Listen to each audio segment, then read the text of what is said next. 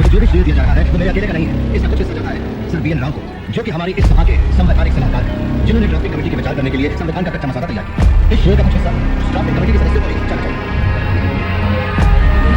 मैं यहाँ पर संविधान की अच्छाइयां गिनाने चाहूंगा, क्योंकि मुझे लगता है कि संविधान कितना भी अच्छा है,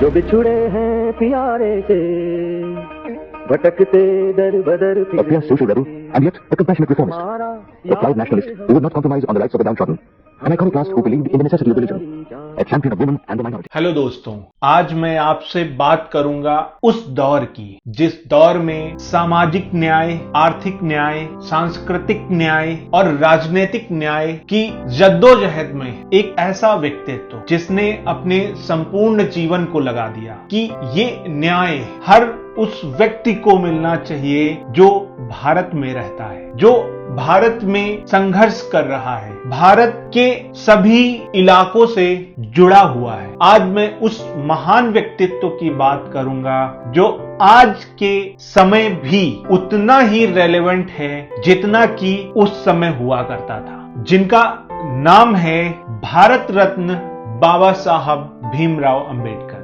बाबा साहब भीमराव अंबेडकर के बारे में बहुत सारी जानकारी मिल जाएंगी, बहुत सारे सोर्सेज हैं जहां से आपको बाबा साहब के बारे में जानने को मिल जाएगा। लेकिन आज हम ये बताने का प्रयास करेंगे कि बाबा साहब ने अपने जीवन में वो कौन कौन से महत्वपूर्ण काम किए, वो कौन कौन सी महत्वपूर्ण गतिविधियां हुई उनके जीवन काल में, जो आज हमें सीख दे सकती हैं, आज हमें प्रेरणा दे सकती हैं कि कैसे आने वाले वक्त में हम अपने आप को आगे बढ़ाएं और देश को विश्व पटल पर सर्वोच्च स्थान दिला। तो सबसे पहले हम ये जानेंगे कि उनके जीवन की एक जर्नी क्या रही है, यानी कि उनका प्रारंभिक जीवन कैसा रहा है, उसके बाद क्या हुआ, उसके बाद क्या हुआ और उन्होंने अपने जीवन में क्या क्या संघर्ष किए और क्या क्या उनको मुसीबतों का सामना करना पड़ा और उन संघर्षों के साथ साथ क्या महत्वपूर्ण उपलब्धियां उन्होंने हासिल की जिसका प्रभाव आज भी हम सबको देखने को मिलता है। उनके संघर्ष और उनकी मेहनत से उनको, उनके आसपास के समाज के लोगों को और देश को उस समय क्या मिला और उनके संघर्षों का आज देश के आम नागरिकों को क्या फायदा हो रहा है, क्योंकि हम सबको पता है कि उन्होंने भारत के संविधान बनाने में एक बहुत महत्वपूर्ण भूमिका निभाई और निम्न स्तर पर जो भी लोग रहे हैं उनके संघर्षों में वो हमेशा खड़े रहे और उनका संघर्ष उन्होंने अपने संघर्ष के तरीके से हमेशा महसूस किया। इसीलिए संविधान सभा में संविधान बनाने के दौरान उन्होंने हर वो छोटी बात का ध्यान रखा जिससे आने वाले वक्त में एक समानता का अधिकार हर किसी को मिल पाए, कोई भी उच्च और निम्न की बात न कर पाए, कोई भी उन सो कॉल्ड कुरीतियां जो उस समय भारतीय समाज में व्याप्त थी उनसे कैसे निजात पाया गया उस समय और आज उसका क्या रेलेवेंस है। तो चलो बात करते हैं पहले उनके प्रारंभिक जीवन। इस वीडियो में आपको अंत तक बने रहना है क्योंकि आज हम आपको ऐसी जानकारी भी देंगे जो आपने शायद ही कहीं पढ़ा होगा, सुना होगा, देखा होगा। तो शुरू करते हैं और बहुत दिलचस्प दौर से आपको हम रूबरू कराते हैं। बाबा साहब का जन्म 14 अप्रैल 1891 को मध्य प्रदेश के महू में हुआ था, जो कि एक छोटा सा गांव था। उनके पिताजी रामजी अंबेडकर थे और माता भीमाबाई थी। उनके पिता ब्रिटिश भारतीय सेना में सूबेदार थे। डॉक्टर अंबेडकर ने अपनी प्राथमिक शिक्षा महाराष्ट्र के सतारा में प्राप्त की। मुंबई के एल्फिंस्टन हाई स्कूल से मैट्रिक की परीक्षा पास की। उन्हें बड़ौदा के महाराजा सयाजीराव गायकवाड़ से छात्रवृत्ति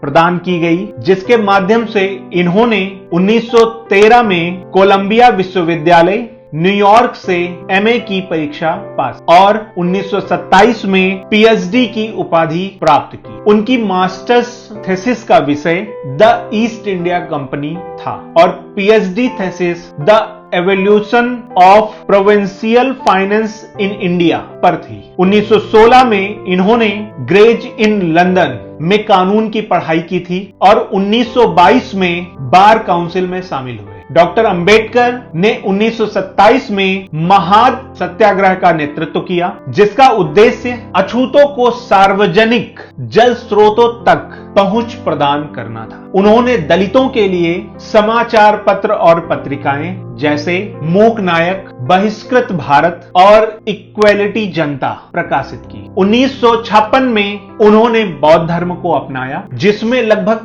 2 लाख दलितों ने अपना धर्म परिवर्तन किया। डॉक्टर अंबेडकर को सरकारी सेवा में ऊंची जातियों के सहयोगियों द्वारा भेदभाव का सामना करना पड़ा। 1918 में उन्होंने साउथ बेरो कमेटी के सामने बयान देकर सार्वजनिक वयस्क मताधिकार की मांग की। 1930 से 32 में उन्होंने 3 गोलमेज सम्मेलनों में भाग लिया, जो कि लंदन में हो रहे थे, और 1946 में संविधान सभा के सदस्य बनाए गए। उन्होंने संविधान निर्माण समिति की अध्यक्षता की। ये अपने आप में बहुत बड़ी बात। उनका इन्वेस्टमेंट बिजनेस ग्राहकों के अछूत होने की जानकारी की वजह से विफल हो गया, जिसका परिणाम यह रहा कि 1946, 1952, 1954 के चुनाव में इनका प्रदर्शन कमजोर रहा। 1952 में बॉम्बे नॉर्थ से चुनाव हारे। 1954 में व्यादरा से तीसरे नंबर पर रहे। डॉक्टर अंबेडकर ने संविधान में नागरिक स्वतंत्रता, अछूत प्रथा का उन्मूलन और आरक्षण जैसे प्रावधान शामिल किए, जो 26 नवंबर 1949 को अपनाया। वह चौदार तालाब मामले में और फिलिप स्प्रेट सेडिशन मामले में निःशुल्क कानूनी सहायता प्रदान करते थे। 1990 में मरणोपरांत भारत रत्न से नवाजा गया। अगर राजनीति की बात करें तो वे भारत के पहले कानून मंत्री बने थे, लेकिन 1951 में मंत्री पद से इस्तीफा दे दिया था। बाबा साहब भीमराव अंबेडकर को बचपन से ही भेदभाव का सामना करना पड़ता था। स्कूल में ऊंची जाति के बच्चों से अलग बैठना पड़ता था। उन्हें साझा नल से पानी पीने की अनुमति नहीं हुआ करती थी। ऐसी बहुत सारी चीजें हैं जो उन्हें बचपन में झेलने को मिली, सहनी पड़ी। डॉक्टर अंबेडकर ने अपने जीवन में बहुत सारे काम किए, जिनमें 1918 में साइडम हैम कॉलेज, जो कि मुंबई में है, उसमें उन्होंने राजनीतिक अर्थशास्त्र के प्रोफेसर के रूप में काम किया और 1918 में साउथ बरो कमेटी के समक्ष सार्वजनिक वयस्क मताधिकार की मांग की। 1927 में उन्हें बॉम्बे विधान परिषद के नामांकित सदस्य के रूप में चुना गया और 1928 में साइमन कमीशन के समक्ष संवैधानिक सुधारों पर अपनी बात रखी। 1952 के बाद वे राज्यसभा के सदस्य बने। डॉक्टर अंबेडकर का सबसे बड़ा योगदान भारतीय संविधान का मसौदा तैयार करना था, जिसे 26 नवंबर 1949 को अपनाया गया और उसकी मदद से आज भी लोगों को फायदा हो रहा है। और पूरा संविधान 26 जनवरी 1950 को लागू किया गया। तो लगन की है। शायद सदन को पता हो कि उसके द्वारा मनोनीत 7 सदस्यों में से एक ने इस्तीफा दे दिया और उसकी जगह किसी और को नहीं लिया गया। ये सदस्य थे अमेरिका में, तो उनकी जगह भी खाली रही और एक और सदस्य अपने कुछ कामों में राज्य के कामों में व्यस्त रहे, इसलिए उनकी जगह भी खाली रही। ये क्या 2 सदस्य दिल्ली के बाहर थे और शायद सेनेट की वजह से शामिल न हो सके, इसलिए आखिर में हुआ यूं कि मसौदा तैयार करने का सारा भार आ पड़ा डॉक्टर अंबेडकर पर। और मुझे कोई शक नहीं कि हम सब उनके अनुग्रहित हैं। मुझे जो भी श्रेय दिया जा रहा है वो मेरे अकेले का नहीं है। इसका कुछ हिस्सा जाता है सर BN राव को, जो कि हमारी इस सभा के संवैधानिक सलाहकार हैं, जिन्होंने ड्राफ्टिंग कमेटी के विचार करने के लिए संविधान का कच्चा मसौदा तैयार किया। इस श्रेय का कुछ हिस्सा उस ड्राफ्टिंग कमेटी के सदस्यों को भी जाना चाहिए। मैं यहाँ पर संविधान की अच्छाइयां गिनाने नहीं जाऊंगा, क्योंकि मुझे लगता है कि संविधान कितना भी अच्छा क्यों ना हो, वो अंततः बुरा साबित होगा अगर उसे इस्तेमाल में लाने वाले लोग बुरे हों। इन्होंने संविधान में नागरिक स्वतंत्रता, अछूत प्रथा का उन्मूलन, अनुसूचित जातियों और जनजातियों को और अन्य पिछड़े वर्ग को आरक्षण भी संविधान में दिया।